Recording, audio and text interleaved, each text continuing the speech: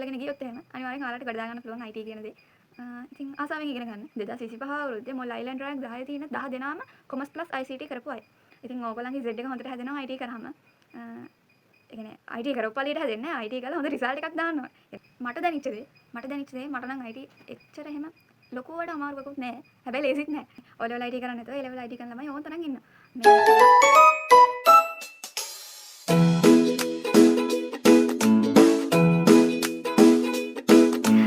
හයි කොහොමද ඉතින් ඔයාලට ඉතින් IT සබ්ජෙක්ට් එකේ 12 13 වසර දෙකේ අපිට ඉගෙන ගන්න තියෙන පාඩම් ටික සහ ඒ පාඩම් වල මොනවද ඉගෙන ගන්න තියෙන්නේ කියලා තමයි අද මම මේ වීඩියෝ එකෙන් අරගෙන ආවේ.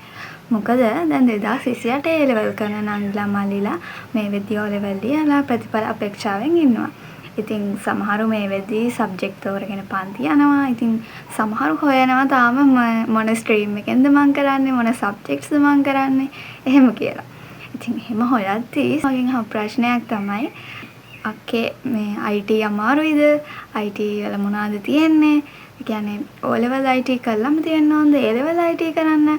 ඔන්න වගේ ප්‍රශ්න කිහිපයක් ඇහුවා. ඉතින් ඒවටත් උත්තර අරගෙන IT වල මොනවද තියෙන්නේ කියලා තමයි මම වීඩියෝ එකෙන් අරගෙන එන්නේ. ඉතින් ඔයා 2028 A level කරන්න බලාපොරොත්තු වෙමින් ඉන්න නංගි කෙනෙක් මල්ලි කෙනෙක් නම් අනිවාර්යෙන් මේ වීඩියෝ එක බලන්න. මොකද ඔයාලට වැදගත් වෙයි IT සබ්ජෙක්ට් එක ගැන දැනුවත් වෙන්න. ඉතින් වැඩි කතා නැතුව අපි ගිහින් බලමු මොනවද මේ IT වල තියෙන්නේ කියලා.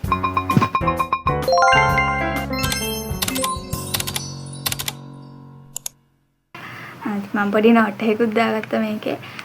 මට අමතක වෙන හින්දා හැමදේම ඉතින් ඔයාලට කියන්න. මේ තියෙන්නේ මම ඔයාලට වෙනනම් මේ තියෙන්නේ මම අර ට්‍රැෆික් ලයිට් මෙතඩ් එක පාවිච්චි කරපු බුක් එක. මම පාඩම් කරන්න පාවිච්චි කරන්නේ ට්‍රැෆික් ලයිට් මෙතඩ් එක. අන්න ඒ බුක් එක තමයි මේ තියෙන්නේ. මේ ඉතින් ඔයාලට දැනගන්න ඕන නම් මොකද මේ ට්‍රැෆික් ලයිට් මෙතඩ් එක කියන්නේ කියලා මේ පහලින් කමෙන්ට් එකක් දාන්න යන්න මම ඒ ගැන වීඩියෝ එකක් ගේන්න. වෙනම. හරි. දැන් අපි බලමු මොනවද IT වල තියෙන්නේ. IT වල පළවෙනි පාඩම තමයි basic concept of ICT. ඒ කියන්නේ මේකේ උගන්වන්නේ ගොඩක්ම දත්ත තොරතුරු සම්බන්ධයෙන්. O level වලට මේ IT කරපු අය නම් දන්නවා ඇති. O level IT වල මුල් පාඩම වගේම තමයි. දත්ත තොරතුරු ගැන තමයි A level වල පළවෙනි පාඩමේ උගන්වන්නේ. ඊට අමතරව දත්ත පිළිබඳ ස්වර්ණමය න්‍යාය කියලා එකක් උගන්වනවා. ඒ වගේ ඒක හැබැයි සරල පාඩමක්. තියරි පාඩමක් ඕනම ඒ කියන්නේ කියවලා තේරුම් ගන්න උනත් පුළුවන්. ගොඩාක් බර පාඩමක් නෙමෙයි. ඊළඟට දෙවෙනි පාඩම introduction of computer. ඒ කියන්නේ පරිගණකය පිළිබඳ හැඳින්වීමක් තමයි මේ පාඩමේ තියෙන්නේ.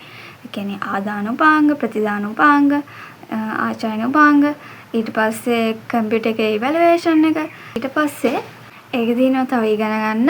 ඒ කියන්නේ පළවෙනියම පරිගණකයක් හැදුවේ කවුද? ඔන්න ඔය වගේ O level වලට ඒ තිබ්බ කරුණු ටික ඒ විදිහටම තියෙනවා. A level වලට ඊට වඩා ඇඩ්වාන්ස් දේවල් තව තියෙනවා. ඒ කියන්නේ වොන් නියුමාන ආකෘතිය, ඊට පස්සේ ලොව ප්‍රථම වාණිජ පරිගණකය, ඔහොමම ඔන්න වගේ කරුණු ටිකක් තියෙනවා අපිට ඉගෙන ගන්න. ඒකත් තියරි පාඩමක්. ඒ පාඩම් දෙක සරල පාඩම් දෙකක්. තියරි තමයි තියෙන්නේ ගොඩක්. ඒ කියන්නේ පාඩම් කරගන්න දේවල් තමයි තියෙන්නේ ගොඩක්. ඊළඟට තියෙන්නේ data representation.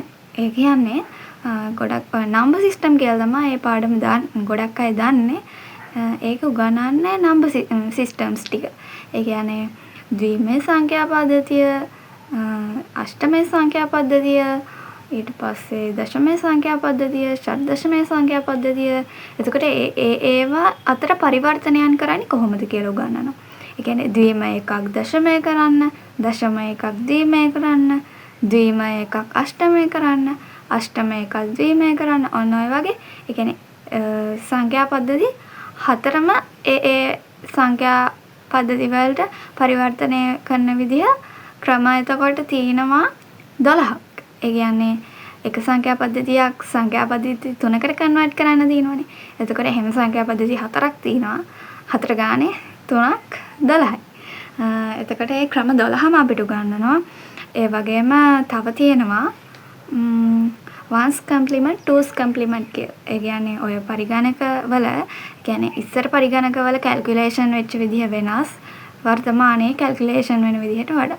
ඒකට එන්නේ කැල්කියුලේෂන් වෙන විදිහ සම්බන්ධව තමයි 1's complement 2's complement වලින් උගන්වන්නේ. ඊළඟට හතරවෙනි පාඩම තමයි අපිට තියෙන fundamental of digital circuits. ඒ කියන්නේ logic gate පාඩම. මේක උගන්වන්නේ logic gate. එතකොට අපි O level වල ඉගෙන ගත්තේ AND එක, OR එක, NOT එක, NAND එක, NOR එක. ඔය ටිකනේ. එතකොට ඊට අමතරව අපිට A level වල තියෙනවා XOR එක සහ XNOR කියලා තව gates දෙක. ඉතින් මේ ඔක්කොම උගන්වනවා. ඒ කියන්නේ O level වල කියලා දුන්නේ truth table එක අඳින්නයි logic circuit එක අඳින්නයිනේ. ඒ විතරක් නෙමෙයි අපිට දැන් A level වල ඉගෙන ගන්න තියෙනවා truth table තියෙනවා, logic circuit එක තියෙනවා, ඊට අමතරව K-map කියලා එකක් තියෙනවා. ඊට පස්සේ ඒ ටිකෙන් පස්සේ අපිට තව තියෙනවා බූලිය ප්‍රකාශනය දීලා බූලිය නීතිය ඇසුරෙන් සුළු කරන්න තියෙනවා. ඊට අමතරව ඒ ටික ඉගෙන ගත්තට පස්සේ පාඩමේ අන්තිමට තියෙනවා flip flop කියලා කොටසක්. පස්වෙනි පාඩම තමයි operating system.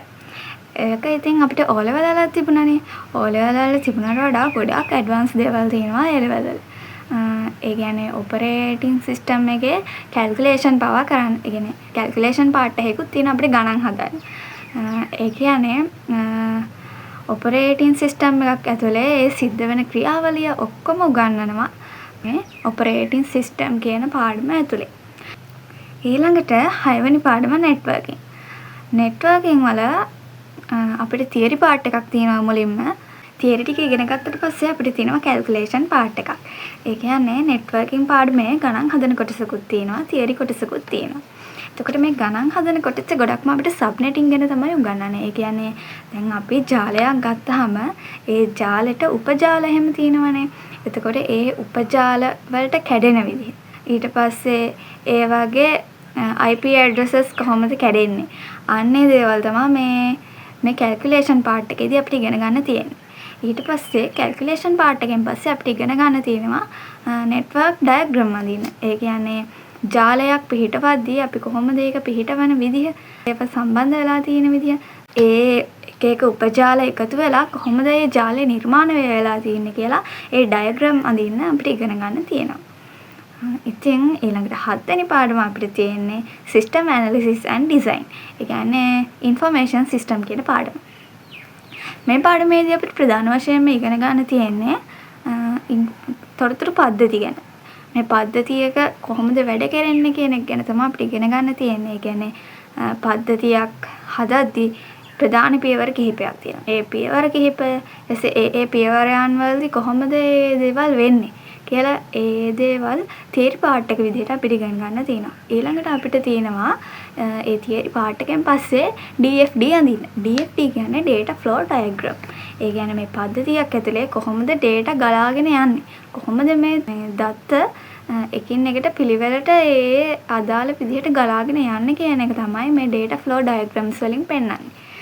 ඊට 8 වෙනි පාඩම තමයි database management. ඒ කියන්නේ මේ පාඩමේ අපිට ගොඩක්ම තියෙන්නේ database ගැන. මුලින්ම අපිට තියෙන්නේ ER diagrams ගැන ඉගෙන ගන්න. ER diagram කියන්නේ database එකක් හදන්න කලින් ඒ database එකේ structure එක අපි කොහොමද හදාගන්නේ කියන එක ඉගෙන ගන්න තමයි තියෙන්නේ. ඊළඟට තියෙන part එක තමයි normalization. මේ පාඩමේම තියෙන ඊළඟ part එක. normalization කියන්නේ මේ database එකකට දත්ත ඇතුළත් කරද්දී ඒ කියන්නේ අපිට දෝෂ වෙන්න පුළුවන් නේ. කියන්නේ එකම දත්තය ආයෙ repeat වෙන්න පුළුවන්. අන්න ඒ වගේ ඇතිවන දෝෂ වළක්වා ගන්න මම මේ normalization කියන එක පාවිච්චි කරන්නේ. එතකොට මේ normalization එක තියෙනවා 1NF 2NF ඔන්නෝම තවත් කොටස් විදියට. එතකොට ඒ දේවල් ගැන තියෙනවා අපිට ඉගෙන ගන්න. ඊළඟට මේ පාඩමේ තියෙන ප්‍රැක්ටිකල් පාර්ට් එක තමයි SQL කියන්නේ. එතකොට අපි database එකක් manage කරන්න නම් අපි data select කරන්න වෙනවා, ඊළඟට data delete කරන්න, data insert කරන්න, ඔන්න ඔය වගේ දේවල් කරනවානේ අපි database එක වැඩ කරද්දී. ඉතින් ඔන්න ඔය දේවල් කොහොමද කරන්නේ කියලා අපිට SQL වලින් උගන්වනවා. ඒ කියන්නේ SQL commands අනිවාර්යෙන්ම SQL commands ඔයගොල්ලෝ පුරුදු වෙලා තියෙන්න ඕනේ. ගොඩක්ම ඉතින් ඔයගලන්ට ප්‍රැක්ටිකල් නොලෙජ් එක තමයි මේ පාර්ට් එකෙන් බලාපොරොත්තු වෙන්නේ. ඇත්තටම මේ SQL කියන්නේ අපිට නැතුවම බැරි පාර්ට් එකක්. මොකද පේපරේ අනිවාර්යෙන්ම අහන කොටසක් තමයි මේ SQL කියන්නේ. ඔයා අනිවාර්යෙන්ම SQL කමාන්ඩ්ස් එහෙම ලියන්න පුරුදු වෙලා තියෙන්න ඕන. ඒවා ප්‍රැක්ටිකලි පුරුදු වෙලා තිබ්බහම තමයි ඔයාට ඒවා ලියා ගන්න පුළුවන් වෙන්නේ. ඊළඟට 9 වෙනි පාඩම විදිහට අපිට තියෙන්නේ ප්‍රෝග්‍රෑමින් පාඩම. මේ ප්‍රෝග්‍රෑමින් පාඩමේදී O level වලදී නම් ඔයාලට ඉගෙන ගන්න තිබ්බ Pascal ප්‍රෝග්‍රෑමින් ගැනනේ. ඒ වුණාට අපිට IT වල තියෙන්නේ Python ගැන. ඉතින් Python හරිම ලේසි. Pascal වලට වඩා Python ලේසි. Python coding තමයි ගොඩක්ම ඉගෙන ගන්න තියෙන්නේ අපිට. Python Pascal වගේම තමයි. loops තියෙනවා, while එක, if එක ඒවා ඒ විදිහටම තියෙනවා. ඊට පස්සේ functions තියෙනවා. ඊළඟට තියෙනවා file handling. කොහොමද files මේ Python වලින් handle කරන්නේ කියලා. ඇත්තටම මේ Python පාඩම අමාරුයි කිව්වට හරියට අල්ලගත්තොත් Python පාඩම ලේසි. මටත් මුල් කාලේ Python අමාරුයි කියලා හිතුණා. ඇත්තටම පස්සේ තමයි තේරුනේ ඒක අපි හිතෙන් හදාගත්ත දෙයක් කියලා. ඒක දිගින් දිගටම ප්‍රැක්ටිස් කරනකොට ඇත්තටම Python ලේසි. ඊළඟ පාඩම විදිහට අපිට තියෙන වෙබ් ඩෙවලොප්මන්ට්. ඉතින් වෙබ් ඩෙවලොප්මන්ට් පාඩමේ අපිට මුලින්ම තියෙන HTML ගැන ඉගෙන ගන්න. ඉතින් O level IT කරපු ඔයාට HTML මේ වෙනකොට ටිකක් අහු වෙලා තියෙන්නේ. ඉතින් ඒ දැනුමත් එක්ක ඔයාට ලේසි වෙයි O level වලට හොඳට මේ HTML පාඩම කරගන්න. ඉතින් ඔයා O level IT කරපු නැති කෙනෙක් නම් ඒත් බය වෙන්න එපා. මේ HTML හරිම ලේසි. මේ ටැග්ස් ටික මතක තියාගත්තාම ඇත්තටම HTML හරිම ලේසි. මන්නම් ආසම පාඩම තමයි A-levels වල වෙබ් ඩෙවලොප්මන්ට් පාඩම. ඉතින් HTML ටික ඉගෙන ගත්තට පස්සේ ඔයගලන්ට තියෙනවා CSS. CSS කියන්නේ cascading style sheet. ඉතින් මේ HTML වලින් අපි ලියන කෝඩ් කොහොමද ලස්සන කරගන්නේ? ඒ කියන්නේ දැන් අපි මේ හදන්නේ වෙබ්සයිට් එකක් හදන්න මුල් අඩිතාලම දාන එකනේ. HTML වලින් කෝඩ් කරලා. එතකොට මේ වෙබ්සයිට් එක තව ලස්සන කරගන්නේ කොහොමද කියලා තමයි CSS වලින් උගන්වන්නේ. ඊළඟට තියෙනවා PHP. ඉතින් මේ PHP කොටසත් හරිම වැදගත් කොටසක්. මේ PHP වලින් database connectivity කියන පාර්ට් එක මෙච්චරකල් විභාගයට අහලා තිබ්බේ නැහැ. ඉතින් අපේ අවුරුද්දේ පළවෙනි වතාවට ආවා කොහොමද මේ PHP වලින් database connectivity එක කරන්නේ කියලා ලියන්න. හිස්තම් පුරවන්න ආවේ. ඉතින් මේක වෙන්නේ දැන් HTML වල ඔයගොල්ලෝ forms හදනවනේ. forms වල data enter කරාට පස්සේ ඒවා යන්න තැනක් තියෙනවා නේද?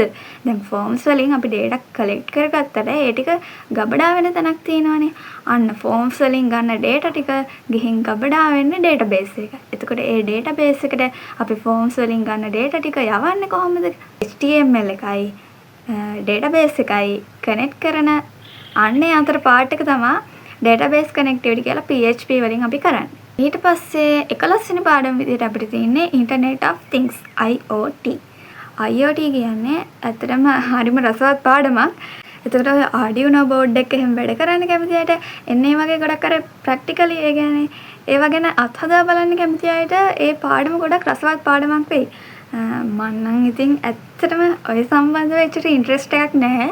ඒ නිසා මම වැඩි කැමති පාඩමක් නෙමෙයි ඒක. ඒකේ ගොඩක් ඉගෙන ගන්න තියෙනවා මයික්‍රෝ කන්ට්‍රෝලර්ස්, sensors ඔන්න වගේ දේවල් ගැන තමයි.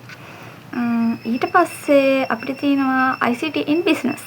ICT in business කියන්නේ හරිම පොඩි පාඩමක්, තියරි පාඩමක්. ඇත්තටම මේ ඒකේ තියෙන්නේ e-business ගැනයි, e-commerce ගැනයි.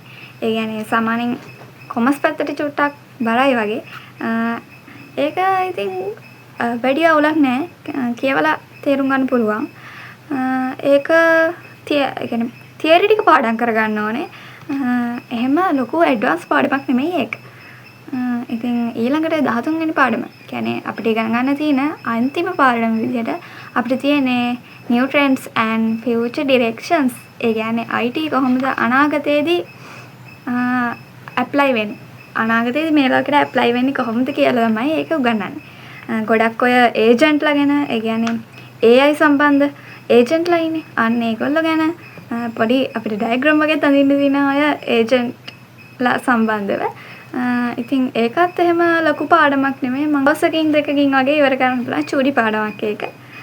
ඉතින් ඒකත් ලොකු අමාරු පාඩමක් නෙමෙයි. තියරි පාඩමක් පාඩම් කරගන්න තියෙන්නේ. එහෙම තමයි. ඉතින් මේ IT වල ගොඩක්ම ඔයගොල්ලෝ ફોකස් කරන්න ඕන පාඩම් ටික තමයි ප්‍රැක්ටිකල් පාඩම් ටික. Python, web development, ඊට පස්සේ database plus SQL. ඒ පාඩම් තුන ගොඩක් බලා ගන්න ඕනේ. ඒ පාඩම් තුන තමයි අර IT වල මේ වැදගත්ම පාඩම් ටික. ඒ කියන්නේ ඒ Python පාඩම තමයි ගොඩක්ම IT පේපර් එකේ සාමාන්‍යයෙන් ගොඩක්ම අහන්නේ ප්‍රශ්න අහන්නේ. ඊළඟට web development, database ඒ පාඩම් තුන තමයි ගොඩක්ම බර තියෙන පාඩම් තුන තියෙන්නේ. ඉතින් අමාරු නෑ, බය කරන්න කියනවා නෙමෙයි. ඉතින් ඒ වුණාට ඔයගොල්ලෝ දැනන් ඉන්න එපා. ඉතින් IT වල ඉගෙන ගන්න තියෙන පාඩම් ගැන මට කියන්න තියෙන්නේ ඒ ටික තමයි. ඊළඟට මට මගෙන් අහලා තිබුණානේ ඒ කියන්නේ A level IT කරන්න O level IT කරලා තියනවද කියලා. ඇත්තටම එහෙම එකක් නෑ. මේ O level IT කරන්නේ නැතුව A level IT කරන ළමයි ඕන තරම් ඉන්නවා. මේ ඔයාට IT කරන එකේ වාසියක් තියෙනවා. ඉතින් A level වලට ඔයාගේ Z එක හොඳට හැදෙනවා. දැන් ඔයා කොමර්ස් වගේ ස්ට්‍රීම් එකක ඉන්නවා නම් ඔයා IT කරන එක ඇත්තටම ඔයාට ගොඩක් වටිනවා. මොකද හැමෝම ගොඩක් වෙලාවට කරන්නේ එකම සබ්ජෙක්ට් තුනනේ. BS accounting econ. ඔය සබ්ජෙක්ට් තුනනේ ගොඩක් අය මේ කරන්නේ ගොඩක් වෙලාවට. ඉතින් මම හරියටම දන්නේ මේ BSද accountingද econද මොනවද අතරින්න පුළුවන් කියලා. ඒ කියන්නේ IT කරනවා නම් කොහොම හරි එක සබ්ජෙක්ට් එකක් අතහැරලා IT කරන්න පුළුවන්නේ. එහෙම ඒ කියන්නේ ඔයාට IT ගැන කොන්ෆිඩන්ස් එකක් තියෙනවා නම් ඔයාට IT කරගන්න පුළුවන් වෙයි කියලා ඔයාට කොන්ෆිඩන්ස් එකක් තියෙනවා නම් අනිවාර්යෙන් IT කරන්න. මොකද ඔයා බලන්න දැන් අපි A level ඉව 2025 අවුරුද්දේනේ. 2025 අවුරුද්දේ මොල් අයිලන්ඩ් රෑන්ක් 10 තියෙන 10 දෙනාම කොමර්ස් ප්ලස් ICT කරපු අය. ඉතින් ඕගොල්ලන්ගේ Z එක හොඳට හැදෙනවා IT කරාම. ඒ කියන්නේ IT කරොප්පලියට හැදෙන්නේ IT කරලා හොඳ රිසල්ට් එකක් දාන්න ඕනේ. ඒ කියන්නේ IT කරලා IT වලට S එකක් තිබ්බ කියලා එහෙම Z එකම ඉහළ යන්නේ නැහැ. IT කරලා හොඳ රිසල්ට් එකක් දාන්න මේ ඉතින් ඕනම සබ්ජෙක්ට් ස්ට්‍රීම් එකක් එක්ක ඔයගලන්ට IT කරන්න පුළුවන්. මැත්ස් කරත්, ටෙක් කරත්, ආර්ට් කරත්, කොමර්ස් කරත් ඔයාට IT කරන්න පුළුවන්. බයෝ කරන ළමයෙක් නම් ඉතින් IT කරන්න එපා. IT කරලා වැඩක් නැහැ. ඉතින් මොකද බයෝ ළමයින්ගේ ඒ ජොබ් ෆීල්ඩ් එක ඒ ශේෂ්ත්‍රෙත් එක්ක බැලුවාම මම හිතන්නේ කැම්පස් ඇප්ලයි කරද්දි කෝසස් එහෙම හරියට තියෙයිද කියලා. ඒ කියන්නේ බයෝ ළමයෙක් ICT කරත් මම ඒ සම්බන්ධව හරියට දන්නේ නැහැ. හැබැයි ඉතින් බයෝ කරන ළමයෙක් ICT කරනවට වඩා ඒගොල්ලන්ගේ මේන් සබ්ජෙක්ට් තුන කරන එක තමයි වටින්නේ. ඊට අමතරව අනෙක් ස්ට්‍රීම් වල අයට ඉතින් IT කරනවා නම් කරන්න පුළුවන්. ඕනෑම සබ්ජෙක්ට් ස්ට්‍රීම් එකක් එක්ක IT කරන්න පුළුවන්. IT කරලා IT වල වාසිය ගන්න. ඉතින් IT අමාරුද කියලා අහනවා. ඉතින් මම කියන්නම් මට දැනෙච්ච දේ මට නම් IT එච්චර එහෙම ලොකුවට අමාරුවකුත් නෑ. හැබැයි ලේසිත් නෑ. ඒ කියන්නේ ලේසිමත් නෑ. ලොකුවට අමාරුත් නෑ. ඉතින් මධ්‍යස්ථ මට්ටමේ තියෙනවා. ඒ කියන්නේ හොඳයි. ඉතින් ආසාවෙන් කරොත් අනිවාර්යෙන් ඔයාලට අල්ලගෙන ගියොත් එහෙම අනිවාර්යෙන් ඔයාලට ගොඩ දා ගන්න පුළුවන් IT කියන දේ. ඉතින් ආසාවෙන් ඉගෙන ගන්න. එහෙමයි අපිට කියන්න බෑ මොනම සබ්ජෙක්ට් එකක්වත් එහෙම අමාරුද ලේසිද කියලා. ඒක ඉතින් තීරණය වෙන්නේ Tamanට සාපේක්ෂවනේ. Tamanට අමාරු විෂයන් තියෙනවා, Tamanට ලේසි විෂයන් තියෙනවා. එහෙම තමයි. ඉතින් දැන් මට ICT මධ්‍යස්ථයි. ඒ කියන්නේ ගොඩාක් ලේසිත් නෑ, ගොඩාක් අමාරුත් නෑ. ඉතින් ඒ වගේ තමයි. ඉතින් දැන් මට එහෙම වෙද්දි තව කෙනෙක්ට IT පට්ට ලේසි වෙන්න පුළුවන්. සමහර කෙනෙක්ට IT පේන්න බැරි වෙන්න පුළුවන්. හැබැයි ඉතින් IT අත්හැරලා ලෝකේ ඉස්සරහට යෑමක් නෑ. ඉස්සරහට දැන් මේ ලෝකේ යන ට්‍රෙන්ඩ් එකත් එක්ක ඔයගොල්ලෝ දෙයක් කරද්දී ලෝකේ යන ට්‍රෙන්ඩ් එකත් එක්ක බලලා කරන්න හැම වෙලේම. කියන්නේ හොයන්න. ඉස්සරහට මොන වගේ ජොබ් ෆීල්ඩ් වලින්ද ඉස්සරහට යන්න පුළුවන්. අන්න ඒ වගේ දේවල් ටිකක් විස්තර ටිකක් හොයලා බලලා ඔයගොල්ලෝ සබ්ජෙක්ට් තෝරගන්න. ඉතින් මේ වගේ BST වලයි SFT වලයි මොනවද අපිට ඉගෙන ගන්න තියෙන්නේ? මොනවද තියෙන පාඩම් ටික කියලා මම වීඩියෝස් අරන් යන බලාපොරොත්තු වෙමින් ඉන්නවා. ඉතින් මුලින්ම ගේන්න හිතන් ඉඳී BST ගැන. ඒත් ඉතින් කට්ටිය මගෙන් ප්‍රශ්න අහුවානේ IT වල කොහොමද කියලා. ඉතින් ඒ නිසා තමයි IT වීඩියෝ එක මුලින් ගෙනාවේ. ඉතින් ඉස්සරහට BST ගැන SFT ගැන ඒ වගේම IT ගැන දැනගන්න ඕන නම් මාව subscribe කරලා තියාගන්න. ඉතින් මම ආයෙත් දවසක ඔයාලව හම්බ වෙන වීඩියෝ එකකින් එනකන් ඔයාලා හැමෝම හොඳට වැඩ ටික කරගෙන සතුටින් පරිස්සමින් ඉන්න.